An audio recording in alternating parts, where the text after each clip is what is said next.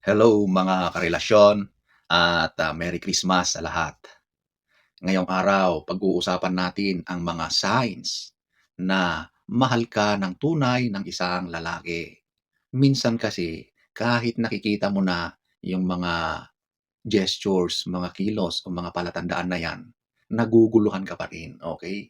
Hindi mo sigurado kung pagmamahal ba yon o pagiging mabait lang. So ngayon, ang mga signs na ito ay nangyayari kapag mahal ka ng lalaki. So kung nakaka-relate ka, kung gusto mong malaman ang mga ito, manood ka.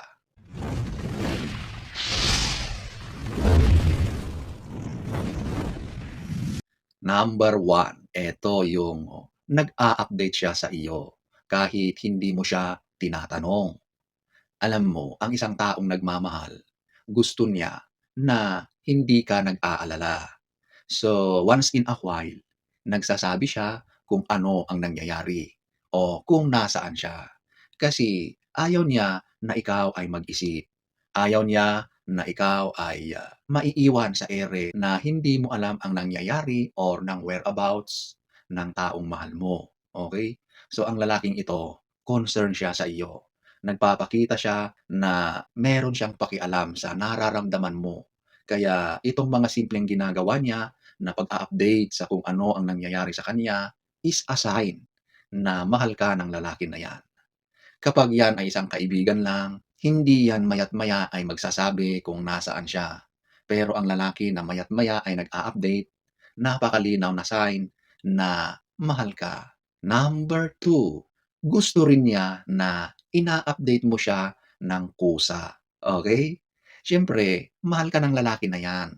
Kaya kung ikaw naman ay niha-niho, hindi niya alam kung nasaan ka, siya ay mag-aalala. Okay? Kasi ang lalaki or lahat, mapababae or lalaki, kapag mahal mo ang isang tao at ilang oras na hindi ka nag-update or walang communication sa inyong dalawa, mag-aalala yan. At kapag mas lalong tumagal pa yan, hindi na yan mapakali. Okay? Kaya yung meron kang kusa na nagbibigay ng information sa kanya kung kumusta ka na, kung anong ginagawa mo, magiging at ease ang partner mong lalaki. Mawawala na yung mga alinlangan, pag-aalala niya sa iyo. Ang taong nagmamahal, mag-aalala talaga yan.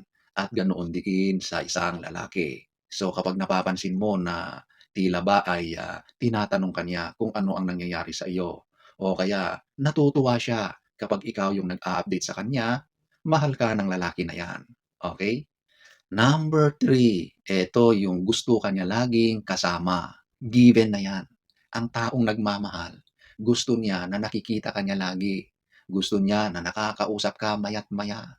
Walang kasawaan yan na makita at makausap ka. Okay? Kaya kapag may lalaki na nagsasabi ka na gusto mo siyang makita or pinapapunta mo siya sa iyong lugar at marami siyang dahilan, nagdadahilan siya na busy siya at kung ano-ano pa. Ang ganyang lalaki, hindi ka mahal niyan. Alam mo kung bakit? Yung time, hindi niya kayang ibigay. Hindi niya kayang gumawa ng paraan para makasama ka. Kasi in the real world, ang taong nagmamahal, walang kasawa-sawa na makasama ka. Every time, every day, every hour, gusto ka niya talagang makita hangga't maari, okay? Walang dahilan 'yan. Kung may mga hadlang nga, gumagawa siya ng paraan. Makita ka lang, makausap ka lang. Kaya ang lalaking ganyan, mahal na mahal ka niyan. Walang dahilan, okay? Number four, magseselos 'yan, okay? Ang selos ay talagang napakalaking sign na may gusto sa iyo ang isang tao, lalaki man 'yan or babae. So once na naramdaman mo or nakita mo sa isang lalaki na nagseselos siya, mahal ka niyan, okay? Kasi ang isang lalaki na wala namang nararamdaman sa iyo, walang pakialam 'yan. Kahit nakikita ka na nililigawan ka ng ibang lalaki, kahit marami kang lalaki na kasama araw-araw or nakakausap, walang paki. Kasi walang love. Pero kapag mahal ka ng lalaki na 'yan, naku, kapag nakita ka na may kausap na iba, tahimik na lang 'yan. o kaya hindi mo makausap dahil selos na 'yan. Sobrang bigat ng nararamdaman niyan at sari-sari ang tumatakbo sa isipan niyan. Kaya bigla na lang siyang nananahimik. Siyempre yung nakita niya ay isang threat, kaya naka-defensive mode na siya agad.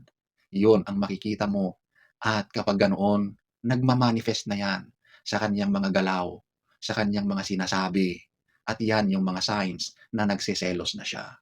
At 'yan ay normal sa taong nagmamahal, okey? Sign 'yan ng pagmamahal. Number 5, ramdam mo na nag-e-effort siya para sa'yo.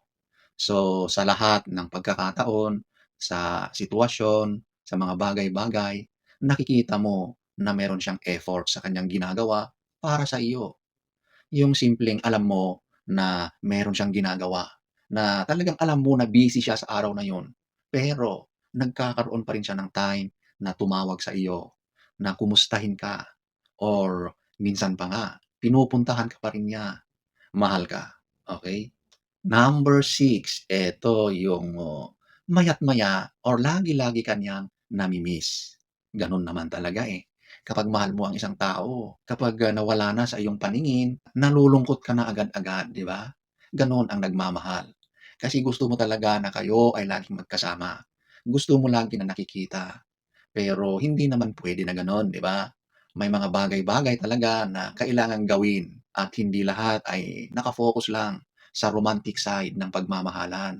May mga oras para sa inyong dalawa, na may mga oras na kayo ay magkasama, nagkikita, nagde-date, at kapag nawalay sa'yo ang lalaki ng kahit sandali lang o kahit ilang oras lang at lagi ka niyang nami-miss, pinaparamdam niya, sinasabi niya na nami-miss ka na agad-agad, mahal na mahal ka ng taong 'yan. Number 7, eto yung laging nagsasabi na, "Mahal kita, I love you." Oh, 'di ba? Pero warning din ito sa iba, kasi may mga lalaki din na ginagamit ang, sweet words na ito para sa ibang purpose. At ito yung mga lalaki na babaero, bolero, manloloko. Pero i-set aside natin 'yon. Sabihin natin na normal situation, maayos na lalaki.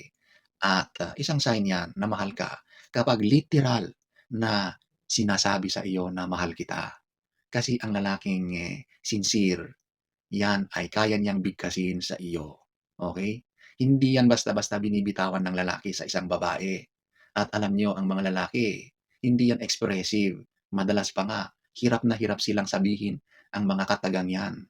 Kaya ang isang lalaki, matinong lalaki, kapag sinabi niya 'yan, mahal ka talaga, okey? 2,000 years later. So, mga karelasyon, yan po ay ilan lamang sa mga senyales na mahal ka ng lalaki. So, kung isa sa mga yan ay nakikita mo sa lalaki, maaring mahal ka na niyan. Eh, paano na kapag lahat yan ay nakikita mo? Eh, hindi confirmed na mahal ka niyan, okey? So, sana ay nagustuhan niyo ang ating topic for today. Next story time. Don't forget to subscribe.